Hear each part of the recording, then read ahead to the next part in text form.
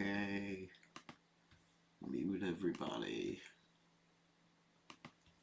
Send a notice out.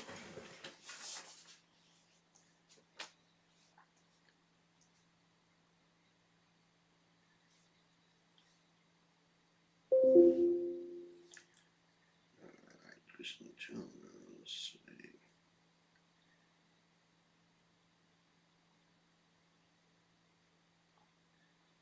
All right.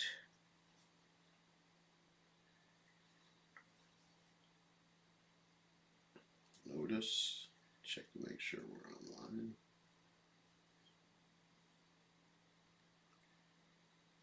Online. Whoops.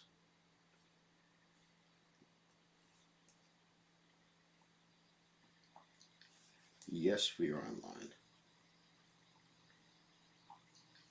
Yes, we are online. Okay, good. All right, good to see everybody again. Let's get started. Let's get the guitar out and see what we're going to chant. Whoops. Tomorrow is Govardhan Puja here, so obviously that'll be tomorrow's topic. Let's see. Okay.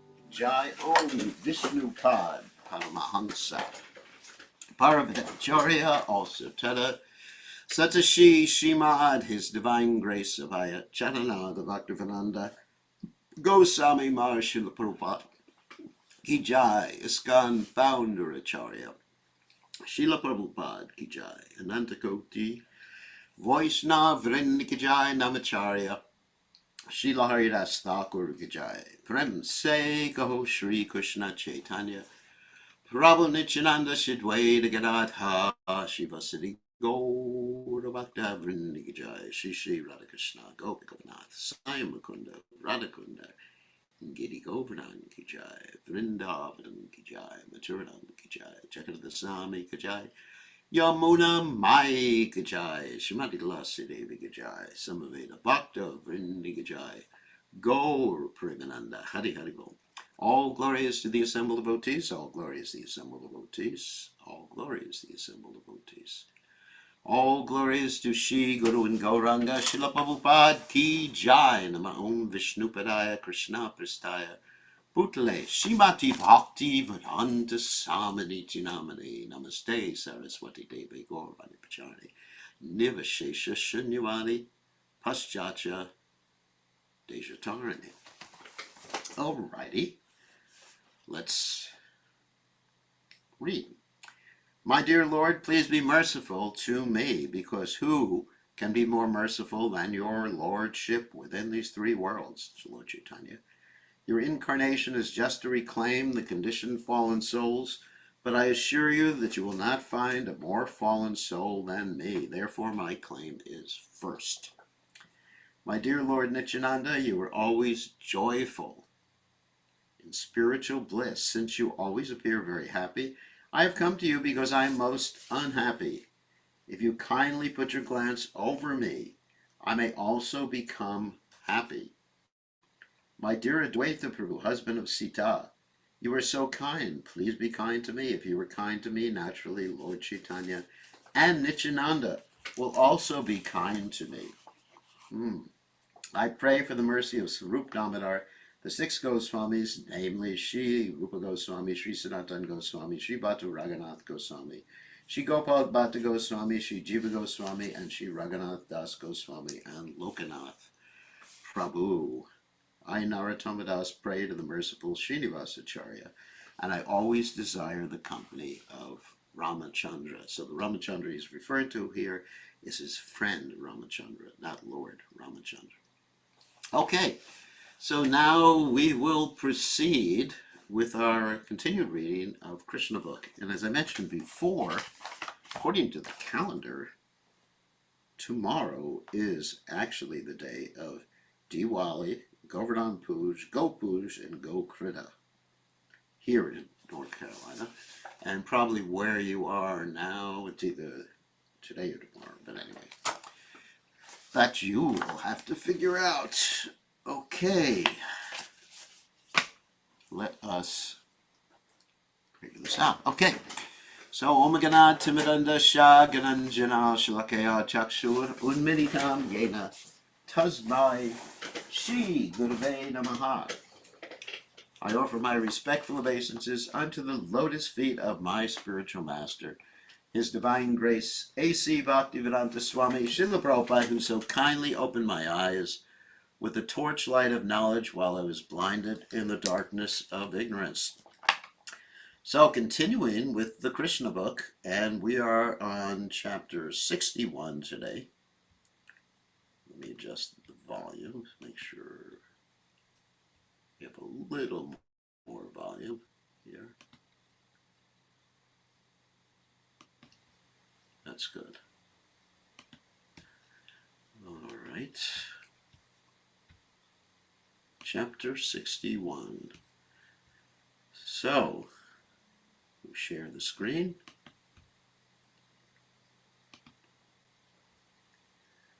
And where is that? There it is.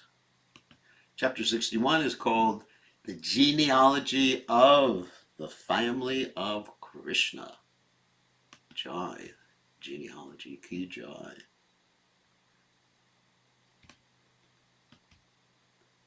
All right, here we go. Let's get set up here. Okay, so Krishna had 16,108 wives, which is nothing for Krishna, and in each of them he begot 10 sons, all of them equal to their father in the opulences of strength, beauty, wisdom, fame, wealth, and renunciation, like father, like son. All the 16,108 wives of Krishna were princesses, and when each saw that Krishna was always present in her respective palace and did not leave home, she considered Krishna a hen-pecked husband who was very much attached to her. Every one of them thought that Krishna was her very obedient husband, but actually Krishna had no attraction for any of them. Krishna, yes, although each thought she was the only wife of Krishna that was very, very dear to Lord Krishna, being Atmarama, self-sufficient, felt neither attraction nor enmity toward any of them. He was equal to all his wives and treated them as a perfect husband would, just to please them. For him, there was no need of even a single wife. In fact, since they were women, the wives could not understand the exalted position of Krishna nor the truths about him. All the princesses who were wives of Krishna were exquisitely beautiful, and each one of them is attracted by Krishna's eyes, which were just like lotus petals, and by his beautiful face, long arms, beautiful ears, pleasing smile, humorous talks, and sweet words. Influenced by these features of Krishna, they all used to dress themselves very attractively, desiring to attract him by their feminine bodily appeal. They exhibited their feminine characteristics by smiling and moving their eyebrows, just thus shooting sharp arrows of conjugal love just to awaken Krishna's lusty desires for them. Still, they could not arouse Krishna's mind or his sexual appetite. This means that Krishna never had any sexual relationships with any of his many wives, save and except to beget children. The queens of Dwarka were so fortunate that they got Lord Krishna as their husband and personal companion, although he is not approachable by exalted demigods like Brahma.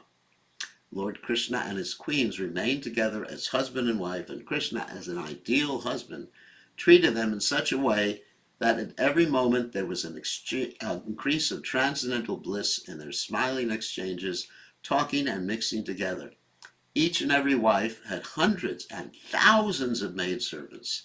Yet when Krishna entered the palaces of his thousands of wives, each one of them used to receive Krishna personally by seating him in a nice chair, worshiping him with all requisite paraphernalia, personally washing his lotus feet, offering him betel nuts, massaging his legs to relieve them of fatigue, fanning him to make him comfortable, offering all kinds of scented sandalwood pulp, oils, and aromatics, putting flower garlands on his neck, dressing his hair, and getting him to lie down on the bed and assist him in taking his bath. Thus they served Krishna always in every respect, especially when he was eating. They always engaged in the service of the Lord. Each of Krishna's 16,108 wives had 10 sons. The sons of the first 8 queens are listed as follows. By Rukmini, Krishna had the following 10 sons: Pradyumna, Charadeshna, Sudeshna, Charudeha, Sucharu, Charugupta, Bhadracharu, Charuchandra, Vicharu, and Charu. None of them were inferior in their qualities to their divine father, Lord Krishna. The names of Satyabhama's 10 sons are as follows. 10 sons.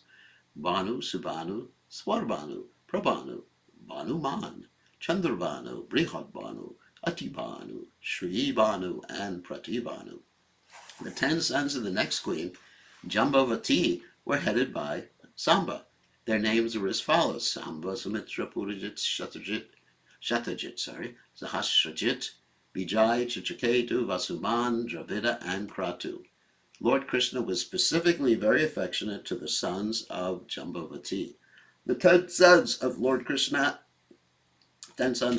had by his wife Satya, the daughter of the king Nagnajit, were as follows: Vira, Chandra, Ashvasena, Chitragu, Vegavan, Vrisha, Ama, Shanku, Vashu, and Kunti. Among all of them, Kunti was very powerful. Krishna's 10 sons by Kalindi were as follows: Shrutakavi, Vrisha, Vira, Subahu, Bhadra, Shanti, Darsha, Purnamasa, and Somaka, the youngest son. The 10 sons Lord Krishna begot in his next wife, Lakshmana, the daughter of the king of Madras province, were named Pragosha, Gatravan, Singha, Bala, Prabala, Ur, Bhalga, Mahashakti, Sahaoja, and Aparajita. The 10 sons of his next wife, Mitravinda, were as follows: Vrikaharsha, Anila, Grida, Vardhana, Unada, Mahum, Sara, Pavana, Vani, and Kshuri. The 10 sons of his next wife, Bhadra, were named Sangramajit, Ryatsena, Sura, Praharana, Arijit, Sitjaya, Subhadra, Bama, Ayur, and Satyaka. Besides these 8 chief queens, Krishna had 16,100 other wives, and all of them also had 10 sons each. The eldest son of Rukmini, Pradyumna, was married with Mayavati from his very birth, and afterwards he married Rukmavati, the daughter of his maternal uncle Rukmi. From Rukmavati, Pradyumna had a son named Annirudha. In this way, Krishna and his wives, along with their sons and grandsons and even great-grandsons, all combined together to include very nearly 1 billion family members. Oh my God. So, actually, it's a spiritual realm, so Krishna could expand Dwarka like that. Rukmini, the elder brother of Krishna's first wife, Rukmini, was greatly harassed and insulted in his fight with Krishna, but on the request of Rukmini, his life was spared. Since then, Rukmini held a great grudge against Krishna, was always inimical toward him. Nevertheless, his daughter married Krishna's son, and his granddaughter married Krishna's grandson, Annirudha. This fact appeared a little astonishing to Maharaj Parikshit when he heard it from bkgoswami, and the king addressed him as follows: I am surprised that Rukmini and Krishna, who were so greatly inimical to one another, could again be united by marital relationships between their descendants. Parikshit Maharaj was curious about the mystery of this incident, and therefore he inquired further from Shukadeva Goswami. Because Shukadeva Goswami was a perfect yogi, nothing was hidden from his power of insight. A perfect yogi like Shukadeva Goswami can see past, present, and future in all details. Therefore, from such yogis or mystics, nothing can be concealed. When Parikshit Maharaj inquired from Shukadeva Goswami answered as follows. Pradyumna, the eldest son of Krishna born of Rukmini, was Cupid himself. He was so beautiful and attractive that the daughter of Rukmini, namely Rukmavati, could not select any husband other than Pradyumna during her Swayamvara. Therefore, in that selection meeting, she garlanded Pradyumna in the presence of all the other princes. When there was a fight among the princes, Pradyumna came out victorious, and therefore Rukmini was obliged to offer his beautiful daughter to Pradyumna. Although enmity always blazed in Rukmini's heart because of his having been insulted by Krishna's kidnapping of his sister Rukmini, Rukmini could not resist consenting to the marriage ceremony just to please Rukmini when his daughter selected Pradyumna as her husband. And so Pradyumna became the son-in-law as well as the nephew of Rukmini. Besides the 10 sons described above, Rukmini had one beautiful daughter with big eyes, and she was married to Kritavarma's son, whose name was Bali. Although Rukmini was a veritable enemy of Krishna, he had great affection for his sister Rukmini and wanted to please her in all respects. On this account, when Rukmini's grandson Annirudha was to be married, Rukmini offered his granddaughter Rochana to Annirudha. Such a marriage between immediate cousins is not very much sanctioned by the Vedic culture, but in order to please Rukmini, Rukmini offered his daughter and granddaughter to the son and grandson of Krishna, respectively. In this way, when the negotiation of the marriage of Annirudha with Rochana was complete, a big marriage party accompanied Annirudha and started from Dwarka. They traveled until they reached Bojakata. This is a very interesting story, which Rukmini had colonized after his sister had been kidnapped by Krishna. This marriage party was led by the grandfather, namely Lord Krishna, accompanied by Lord Balaram, and it included Krishna's first wife, Rukmini, his son Pradyumna, Jambavati's son Samba, and many other relatives and family members. They reached the town of Bojakata, and the marriage ceremony was peacefully performed. The king of Kalinga was a friend of Rukmini's and gave him the ill advice to play chess with Balaram and thus defeat him in a bet. Among Kshatriya kings, gambling, hold on, I gotta fix something here on the computer. Among Kshatriya kings, gambling on chess is not uncommon. If someone challenged a Kshatriya to play on the chessboard, the Kshatriya could not refuse the challenge. Sri Balaramaji was not a very expert chess player, and this was known to the king of Kalinga. So Rukmini was advised to retaliate against the family members of Krishna by challenging Balaram to play chess. Although not an expert chess player, Sri Balaramaji was very enthusiastic in sporting activities. He accepted Rukmini's challenge and sat down to play. Betting was with gold coins, and Balaram first of all challenged with 100 coins, then 1,000 coins, and 10,000 coins. Each time Balaram lost and Rukmini was victorious. Sri Balaram's losing the game was an opportunity for the king of Kalinga to criticize Krishna and Balaram. Big mistake. Thus the king of Kalinga was talking jokingly while purposefully showing his teeth to Balaram.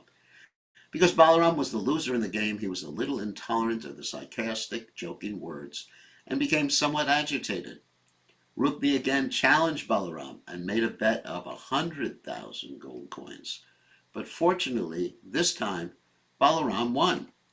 Nonetheless, out of cunningness, Rukmini claimed that Balaram was the loser and that he himself had won. Because of this lie, Balaramaji became most angry with Rukmini. His agitation was so sudden and great that it appeared like a tidal wave in the ocean on a full moon day. Balaram's eyes were naturally reddish, and when he became agitated and angry, his eyes became more reddish. This time he challenged and made a bet of 100 million coins. Again Balaram was the winner, according to the rules of chess. But Rukmi again cunningly claimed that he had won. Rukmi appealed to the princes present, and he especially mentioned the name of the king of Kalinga. During the dispute, there was a voice from the sky, and it announced that for all honest purposes, Balaram was the actual winner of this game, that he was being abused, and that the statement of Rukmi that he had won was absolutely false. In spite of its divine voice, Rukmi insisted that Balaram had lost, and by his persistence it appeared that he had death upon his head. Falsely puffed up by the ill advice of his friend, he did not give much importance to the oracle, that means the voice from the sky. And he began to criticize Balaramaji. He said, "My dear Balaramaji, you two brothers, coward boys only, may be very expert in tending cows, but how can you be expert in playing chess or shooting arrows on the battlefield? These arts are well known only to the princely order." Hearing this kind of pinching talk by Rukmi, and hearing the loud laughter of all the other princes present there, Lord Balaram became as agitated as burning cinders. He immediately took his club in his hand, and without further talk, struck Rukmi on the head. From that one blow, Rukmi fell down immediately and was dead and gone. Phew. Thus Rukmi was killed by Balaram on that auspicious occasion of Annirudha's marriage. These things are not very uncommon in Kshatriya society. Thank God I'm not a member of Kshatriya society. The king of Kalinga, afraid that he would be the next one attacked, fled from the scene. Before he could escape even a few steps, however, Balaramaji immediately captured him, and because the king had always shown his teeth while criticizing Balaram and Krishna, Balaram broke all the king's teeth with his club. Phew. The other princes supporting the king of Kalinga and Rukmi were also captured, and Balaram beat them with his club, breaking their legs and hands. They did not try to retaliate, but thought it wise to run away from the bloody scene. During the strife between Balaram and Rukmi, Lord Krishna did not utter a word, for he knew that if he supported Balaram, Rukmini would be unhappy, and if he said that the killing of Rukmi was unjust, then Balaram would be unhappy. Therefore, Lord Krishna was silent on the death of his grandson's marriage. He did not disturb his affectionate relationship with either Balaram or Rukmini. So there's Krishna, even in a conflict situation. What should I do? Who should I support? So he just, okay, let me stay away from this. This is actually Yogamaya. Krishna and Balaram are the same person. We understand that. But they're acting differently in different circumstances. And sometimes they even have disagreements, such as when Arjuna kidnapped Subhadra and Balaram was completely against it. He wanted Subhadra to marry Duryodhana. After this, the bride and bridegroom were ceremoniously seated on the chariot, and they started for Dwarka, accompanied by the bridegroom's party. The bridegroom's party was always protected by Lord Krishna. Hold on a second. The killer of the Madhu demon. Thus they left Rukmi's kingdom, Bhojakata, and happily started for Dwarka. Thus ends the Bhaktivedanta purport of the 61st chapter of Krishna, the genealogy of the family of Krishna. Okay, nice story. So we have time to start another chapter. And this is an interesting chapter. It's the meeting of Usha and Annirudha. There's Annirudha again. Getting married again. So, the meeting of Annirudha and Usha, which caused a great fight between Lord Krishna and Lord Shiva, is very mysterious and interesting. Maharaj Parikshit was eager to hear the whole story from Shukadeva Goswami, and thus Shukadeva narrated it.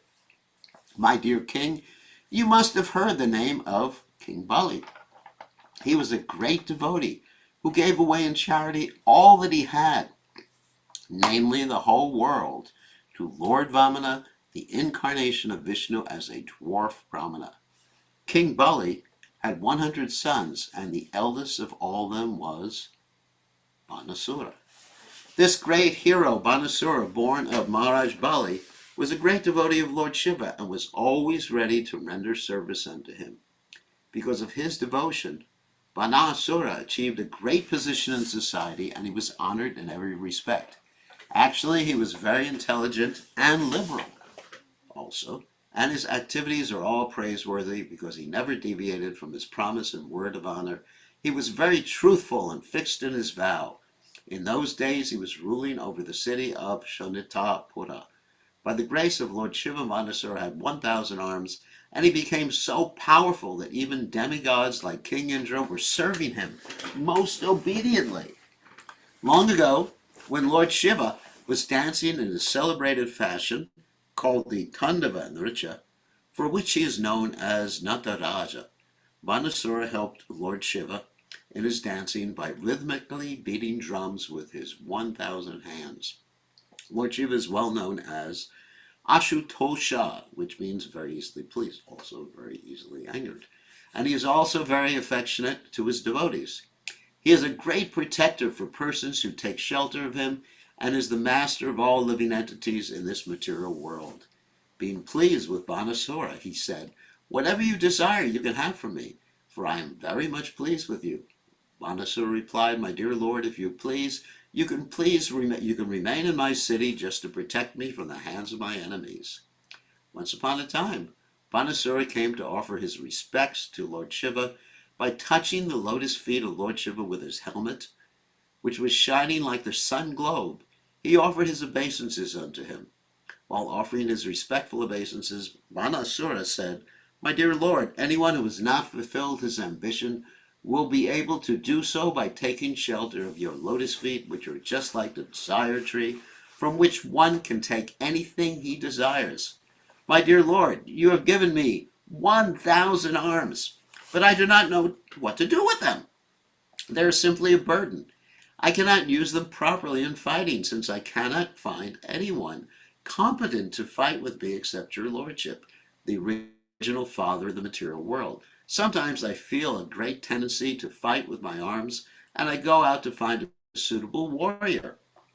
Unfortunately, everyone flees. Knowing my extraordinary power, being baffled at not finding a match, I satisfy the itching of my arms by beating them against the mountains. In this way, I tear many great mountains to pieces." Lord Shiva realized that his benediction had become troublesome for Banasura and addressed him, "You rascal, you are very eager to fight, but since you have no one to fight with, you are distressed.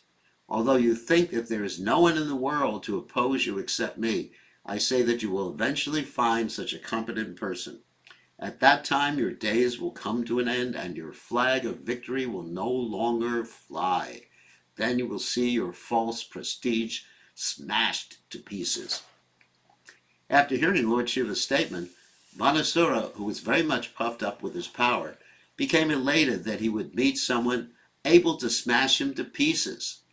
Banasura then returned home with great pleasure, and he was always waiting for the day when the suitable fighter would come to cut down his strength. He was such a foolish demon. It appears that foolish, demoniac human beings, when unnecessarily overpowered by material opulences or with material opulences, want to exhibit these opulences, and such foolish people feel satisfaction when these opulences are exhausted. The idea is that they do not know how to expend their energy for the right causes. Whoops.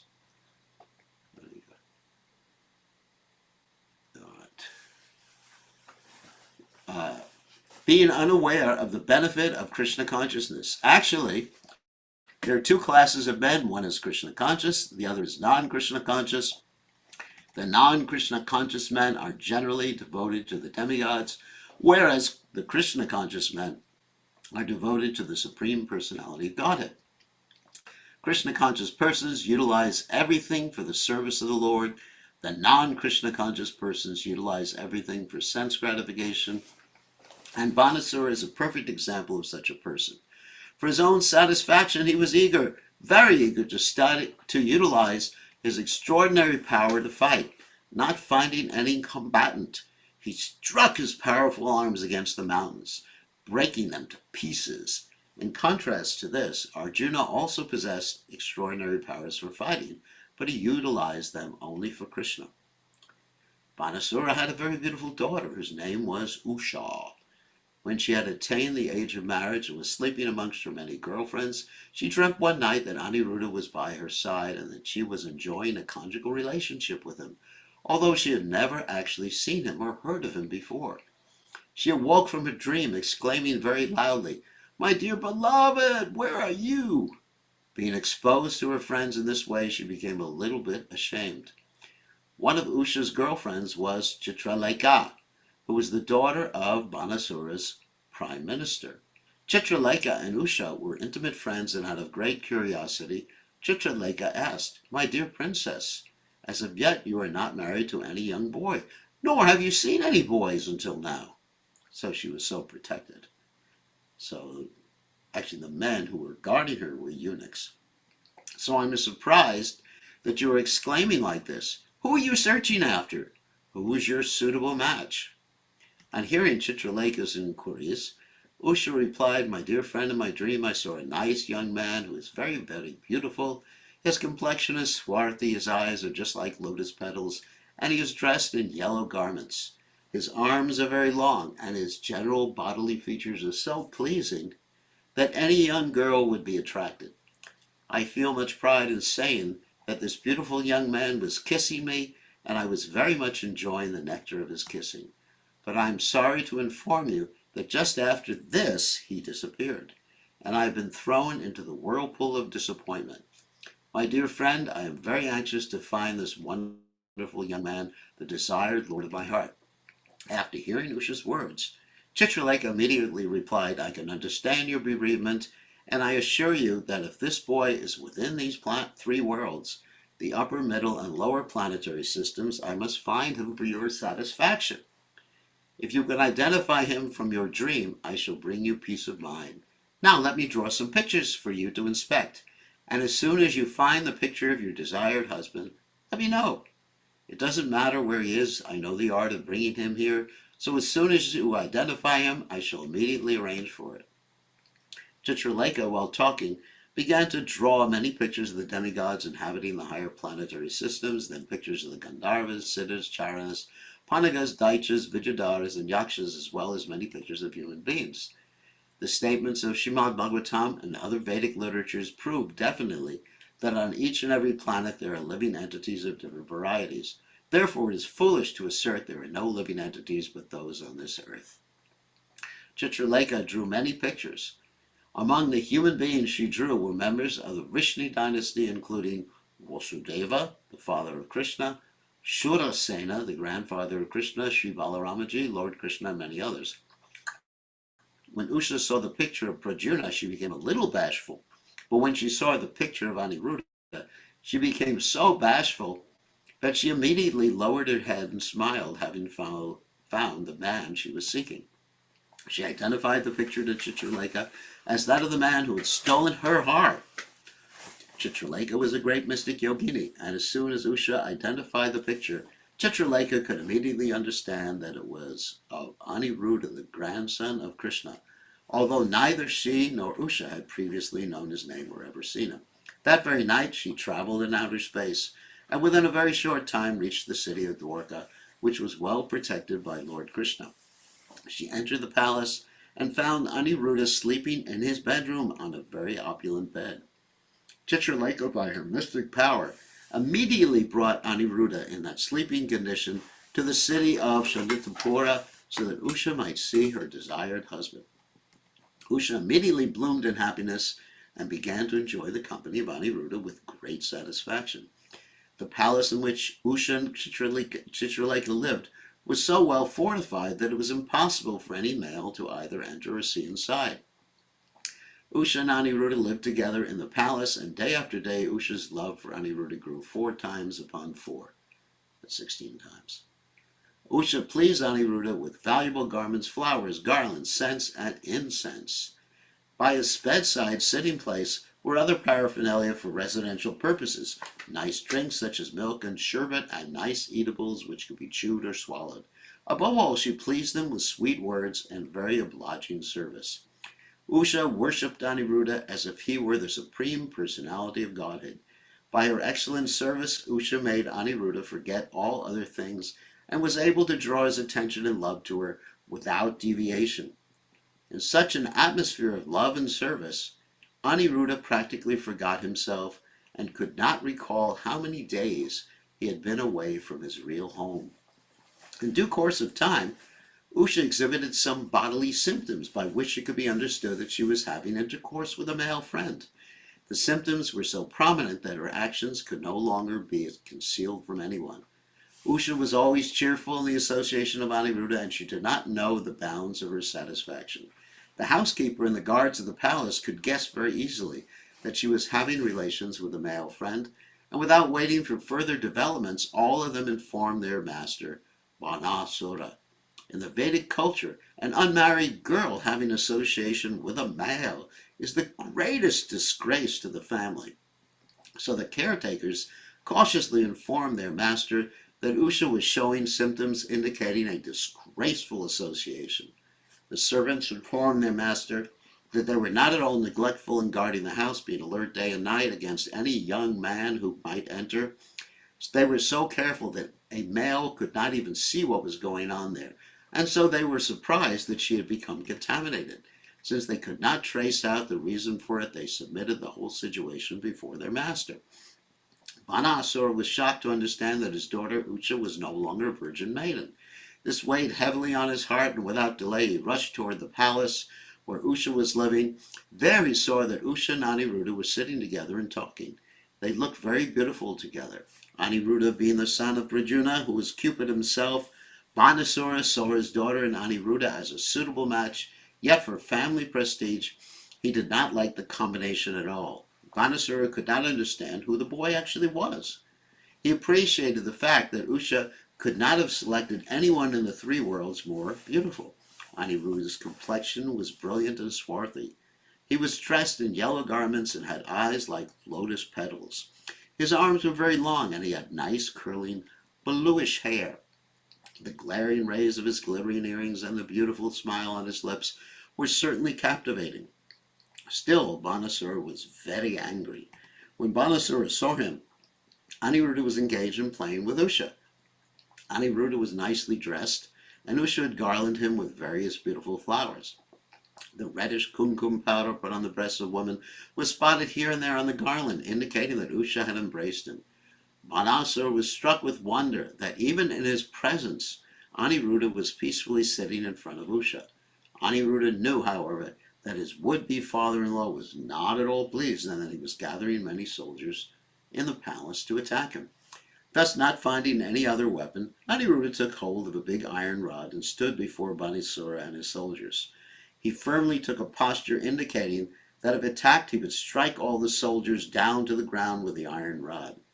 Banasura and his company of soldiers saw that the boy was standing before them just like the superintendent of death with his invincible rod. Now, under the order of Banasura, the soldiers from all sides attempted to capture and arrest him. When they dared to come before him, Annirudha struck them with the rod, breaking their heads, legs, arms, and thighs, and one after another they fell to the ground. He killed them just like the leader of a pack of boars kills barking dogs, one after another. In this way, Annirudha was able to escape the palace. Banasura knew various arts of fighting, and by the grace of Lord Shiva, he knew how to arrest his enemy by the use of the Naga Pasha, that means the snake rope or snake loose. And thus he seized Annirudha as he came out of the palace. When Usha received news that her father had arrested Annirudha, she was overwhelmed with grief and confusion. Tears glided down from her eyes, and being unable to check, herself, she began to cry very loudly. So thus ends the Bhaktivedanta purport of the 62nd chapter of Krishna, the meeting of Usha and Annirudha. And I think we'll wait till tomorrow, hopefully, to finish this. So we did 61 and 62 today. And so this is very interesting. You may ask, why is this story being told? It's, ostensibly a very romantic story. And, but these are Krishna's family members. Annirudha is Krishna's great son. And we're going to hear how Krishna defends his grandson and fights with Banasura tomorrow. And also we're going to hear about Krishna's superlative position in relationship to the demigods, especially the relationship to Lord Shiva, and how Krishna's weapons are able to defeat the weapons, especially the Narayana Dwara, is able to defeat the weapons of Lord Shiva. So there's a lot of philosophy and Siddhanta. Siddhanta means everyone's position, tattva, etc. That's being taught in these two chapters through the use of story. And so that's a nice thing. I mean, you read these stories, you hear these stories, and it's easier to remember the philosophy for most of us in Kali Yuga when the philosophy is actually portrayed in terms of different pastimes. Of course, the pastimes actually occurred, but it's important to understand the philosophy that's integrated within the description of the pastimes. Okay, on that happy note, tomorrow hopefully we can do chapter 63. 63 is Krishna fighting with Banasura. So, stop the sharing and then allow you all to ask questions, so you have an extra 2 or 3 minutes to ask questions today. So, who has a question? You can type in the chat window, or you can raise your hand, or if you're bold enough, you can unmute yourself without raising your hand. So, who has a question? Now's your opportunity. Does anybody have a question? Actually, no one has a question. Please accept my obeisance, Srila Gurudev. Oh, Gopal. Okay. So, Srila Prabhupada says in this chapter that Chitralekha entered the palace that was well protected by Lord Krishna, and practically in the same sentence. Yeah. And then just a couple sentences later, it says Chitralekha brought Aniruddha into Usha's palace, which was impossible to penetrate. So who is this Chitralekha that's so skilled that she's able to penetrate Krishna's defenses? She could fly through the air. Obviously, she had the ability to make herself invisible, too. This is one of the mystic arts. You can make yourself invisible, you control the minds of others. I mean, you read about the different siddhas. One of them is controlling the minds of the others, and floating in the air, making yourself very small. So she was able to disguise herself and disguise Aniruddha and penetrate impenetrable palaces. And also, as far as being able to go in and out of the palace in which she was living in, Banasura's palace, she did it anyway. I mean, because she was the daughter of Banasura's minister, so she had the right to go in and out of that palace. But somehow or other, she was able to transport Aniruddha. And then also because it was Krishna's desire. It's not that Krishna was unaware of this. It happened without his being aware. He wanted it to happen, so he can act as pastime of fighting with Lord Shiva and having his weapons fight with Lord Shiva's weapons to have a good time. Krishna likes to fight with his devotees, and Lord Shiva's Vaishnavanam Yata Shambhu. Lord Shiva is considered the best devotee of Krishna. So Krishna had a good time. It's chivalry. It's chivalry. He has a good time fighting. And also, they're all enjoying. I mean, Aniruddha is also enjoying the fight, too. So and Usha is an anxiety about Aniruddha. So it also shows that the Lord and his immediate family can be a little romantic. And how we get the romanticism in this material world is because of the reflection of the Lord's romanticism. and heroism and, strength. Krishna is called Vira. Vira means he's very heroic or very strong. Krishna enjoys showing off his strength, showing off his heroism. And there's no false ego. False ego means to think that you're something that you're not. That's false. But Krishna knows he's God and he is God. But we're thinking we're God, but we ain't God.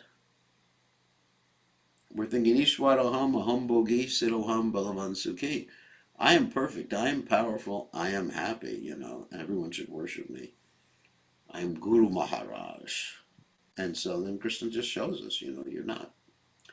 You are not Ishwara of anything. You're not even Ishwara of your own body or mind. So, okay? Thank you, Gurudev. Okay, I believe Shama Priya has her hand up. You have a Hare question? Krishna, Gurudev. Yes, Gurudev. Please accept my humble obeisances.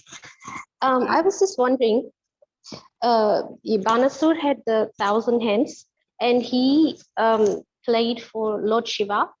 I was wondering, was there a special occasion why he played for Lord Shiva for his dancing? Was there any event, or do you know? That doesn't seem to be a special occasion. Lord Shiva likes to dance and chant. Anyhow, Anyhow, it's not. Of course, generally, the Tandava nurture, which is being described there, is the dance at the time of the cosmic dissolution. But there's not an indication that's the only time that he does that dance. oh, okay.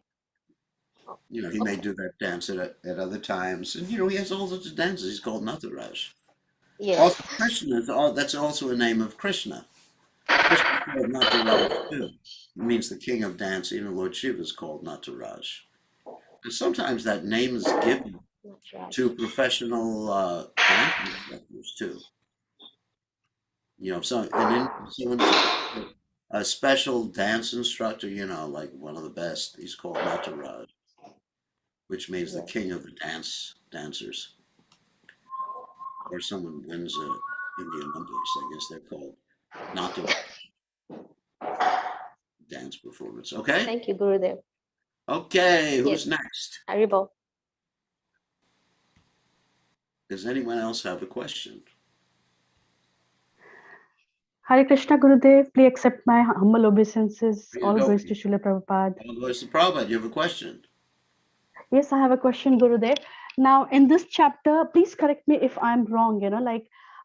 It states that Pradyumna married Rukmi's daughter, right? Yeah.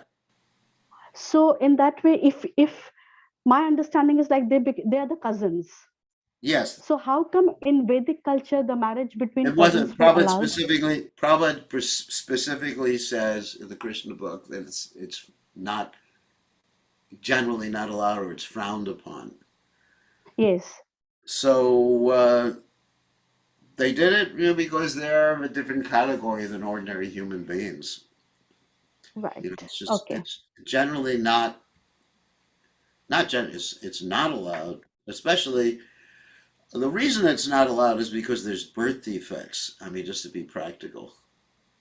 When there's not sufficient variety in the genes, and then you get, I mean, scientifically speaking, uh, there's this thing called recessive and dominant genes. I don't know if anyone knows about that, but anyway. And recessive genes means you won't get a particular birth defect, but if someone else has that same recessive gene and it matches up with your gene, which happens very often when there's marriage within a family, then you get birth defects. Um, Okay. I remember when I was touring the United States, we go through certain towns where a very small amount of people lived, and they married generally generation after generation, not within the same family, but they married people from the village, and there were a lot of birth defects in that particular village. I remember Okay. I was shocked. As like a third of the children or something like that had some sort of deformities. So so that's not it's not permitted, but in this particular case, Krishna allowed it somehow or other, or it was his pastime or plan That's time. just to drive Rukmi crazy. It's Okay.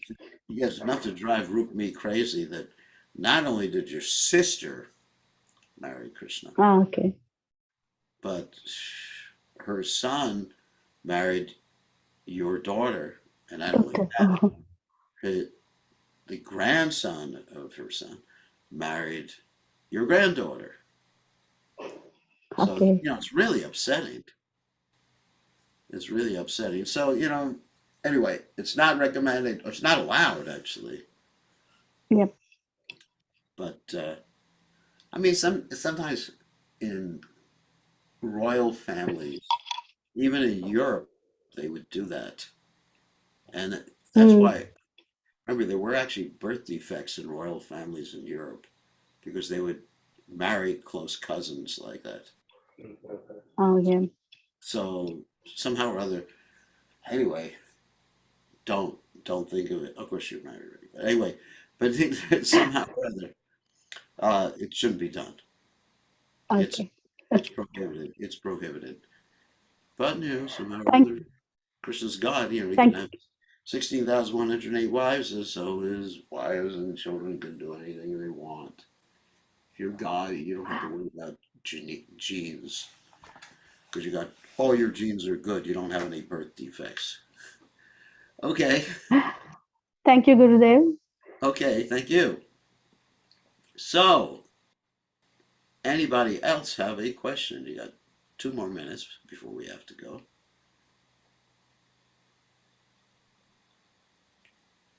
Oh, Rishikesh, you have a question. Okay, Yeah. shoot. Hare Krishna Gurudev, my obeisance is, I had a question whether this generations is still continuing today. I heard a rumor that in Dwarka, the same generations of Krishna's family is still continuing.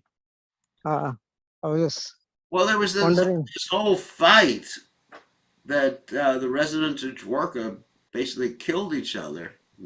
At least all of most. them? Oh, No, most of them. The ones that were demigods and had uh-huh. to go back to the heavenly planets. So, I mean, that's a good question, which I cannot answer. Uh, But some community from Dwarka, they claim to be, coming from Krishna. They're called Varshiniya. Even their last name is Varshiniya. Varshnaya, yeah. So I've heard about that. I'm not sure. I mean, sometimes you have these people say they're descendants from Lord Nityananda, but if you really look into the history, Lord Nityananda had 2 children. That is true by Vasudha, one of his wives. But the descendants of those children generally tended to were, according to Bhaktisiddhanta Saraswati Thakur, were disciplic descendants instead of genetic descendants, isn't it? Okay. Yeah. So, I mean, people may claim that, sometimes we find some members of the Jewish religion who are claiming they're descendants of the Yadu dynasty. you know, Judu, Yadu, similar word. I don't know. That's actually an interesting point. It would have to be researched, and could be, could be, but that doesn't give them any special prerogative. Just like Krishna had that son Bhaumasura, and Yeah. Bhaumasura became a demon. So just because someone may be Krishna's descendant, or even is Krishna's descendant, it doesn't indicate anything that they're special. As much as we'd like to think, they are special, but it doesn't really indicate that at all, because they could become demons. Krishna's sons could become demons, as Bhaumasura did. Okay, good question. Thank So, you. yes, maybe you should go and do some genetic research if you find the Krishna gene within some of those people. Find one of the genes with a flute or something like that, one of the DNA or RNA uh, codons that actually code for flutes. Anyway, so that's a joke. So hopefully we'll see everybody tomorrow evening. Thank you very much. All glories to His Divine Grace, A.C. Bhaktivedanta Swami.